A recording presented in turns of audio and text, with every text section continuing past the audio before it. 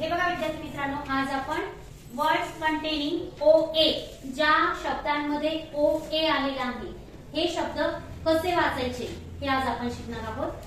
बघा, या शब्द वाचण्याचा एक नियम आहे की याच्या दोन व्हॉवेल आहेत, O आणि A. हे दोन व्हॉवेल आहेत की नाही, तर याच्यामधला जो पहिला व्हॉवेल आहे, पहिला व्हॉवेल कोणता आहे? O. मग या ओचं काय घ्यायचं? नाव घ्यायचं, आवाज नाही, फक्त नाव घ्यायचं, साऊंड घ्यायचा नाही. आणि जो दुसरा स्वर आहे ना त्याला विसरून जायचं. ओचं नाव काय आहे? ओ. मग आता बी ला समजा ओ जोडलं तर काय होईल? सी ला जर ओ जोडलं तर काय होईल? डी ला ओ जोडलं तर काय होईल? डो. म्हणजे बघा इथे ब ला आपण ओ जोडलं तर काय झालं? गो झालं. काय झालं? गो. म्हणजे प्रत्येक आधीच्या अक्षराला आपण काय करायचं? ओ जोडायचं. आणि मग ओ जोडल्यानंतर त्याचा जो आवाज तयार होतो तो आवाज इथे घ्यायचा आणि पुढचा जो व्हॉवेल आलेला आहे, पुढचा व्हॉवेल ए आलेला आहे, त्या ए ला विसरून जायचं आणि पुढचं कन्सोनंट जे आलेलं आहे त्याचा साऊंड लिहायचा. कळालं?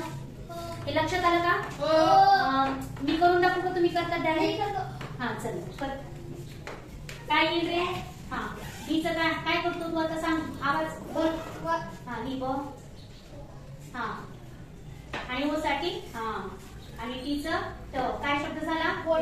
म्हणजे होडी. Very good. चला